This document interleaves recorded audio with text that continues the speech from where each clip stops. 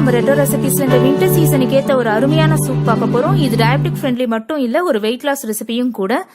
இந்த சூப் பண்றதுக்கு நான் ஒரு பேன்ல முதல்ல தண்ணி தாங்க சேர்க்க போறேன். 1.5 கப் தண்ணி 300 ml நான் சேர்த்திருக்கேன். நீங்க எந்த கப்ல மெஷர்மெண்ட் எடுக்கிறீங்களோ அதே கப்பை கடைசி வரைக்கும் ஃபாலோ பண்ணிக்கோங்க. இதுல நான் ஒரு சின்ன துண்டு பட்டையை சேர்க்கிறேன்.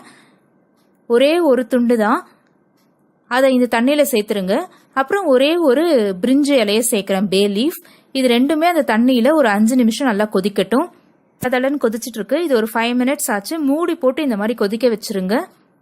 இது ஆரம்பிக்கிறதுக்கு 5 நிமிஷம் ஆகும். இன்னும் 5 நிமிஷம் அது நல்லா கொதிக்கட்டும். நான் ஸ்டவ்வை ஆஃப் பண்ணிட்டேன். ஒரு 2 நிமிஷம் கழிச்சு இந்த தண்ணியில இருக்க அந்த பட்டை துண்டையும் அந்த பிரிஞ்சு இலையையும் மட்டும் நம்ம தனியா எடுத்துடலாம். நான் எடுத்துட்டேன். இப்போ கேஸ் ஆன் பண்ணிக்கலாம். தண்ணி இப்போ சுட ஆரம்பிச்சாச்சு.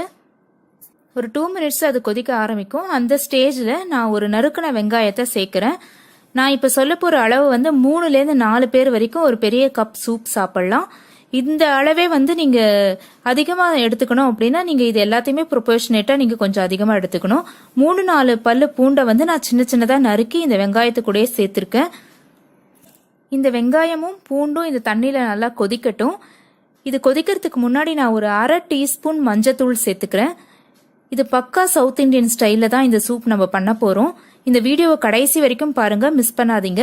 இதை நல்லா கலந்து விட்டு மூடி போட்டு மூடி வச்சிடலாம். இப்போ ஒரு 5 நிமிஷம் கழிச்சு அதை திறந்து பார்க்கலாம். நல்லா சாஃப்டாக ஆரம்பிச்சிருக்கும் வெங்காயம். இந்த ஸ்டேஜில் நல்லா நறுக்கி வச்சிருக்க மஷ்ரூமை சேர்க்க போகிறேன். நான் அந்த மஷ்ரூமை வந்து ஒரு பெரிய பெரிய பீஸாக நறுக்கியிருக்கேன் பாருங்க. அப்போதான் இந்த சூப் வந்து ரொம்ப டேஸ்டியாக இருக்கும். இல்லைன்னா அந்த மஷ்ரூம் உருவமே தெரியாமல் வந்து வெந்துடும். இந்த மாதிரி நறுக்கிக்கோங்க. நான் இதில் ஒரு நல்ல 6-7 மஷ்ரூம் சேர்த்துருக்கேன். மறுபடியும் நான் இதில் நல்லா தண்ணி சேர்க்குறேன். மஷ்ரூம்லேருந்தும் தண்ணி விடும். நான் இப்போ ஒரு 100 ml தண்ணி சேர்த்தேன். ஒரு 5 நிமிஷம் அது நல்லா கொதிச்சிட்டு இருக்கு. இப்போ நல்லா வாசனை வரும். நீங்கள் மூடி திறந்து பார்க்கும் போது பாருங்க, வெந்துட்டு இருக்கு.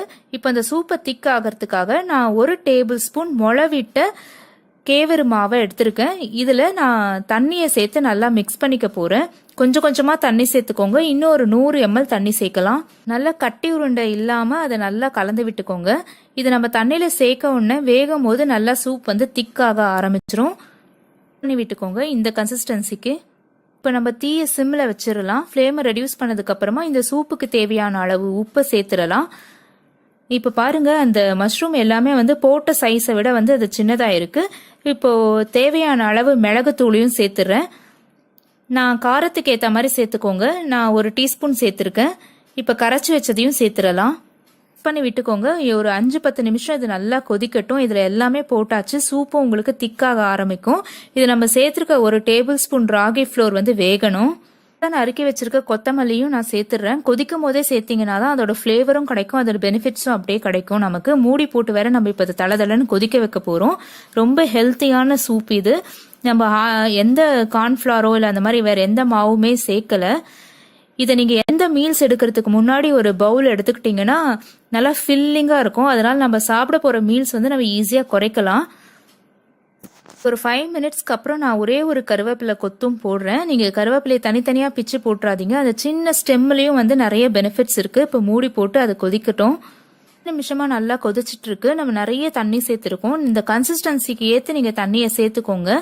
இதே மெஷர்மெண்ட் தான் சேர்க்கணும் அப்படின்ற அவசியம் இல்லை. அளவுக்கு ஏற்ற மாதிரி தண்ணியையும் சேர்த்து மிக்ஸ் பண்ணிக்கோங்க. கொதிச்ச உடனே அதை போட்டு அந்த கருவேப்பிலை கொத்தை நம்ம எடுத்துடலாம். சர்வ் பண்ணுறதுக்கு முன்னாடி சர்விங் பவுலுக்கு மாற்றிட்டேன். சூப்பராக இருக்கு.